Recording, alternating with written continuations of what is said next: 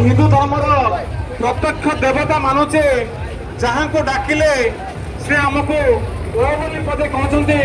जगतरनाथ प्रभु जगन्नाथ तांकरी पाखकू आम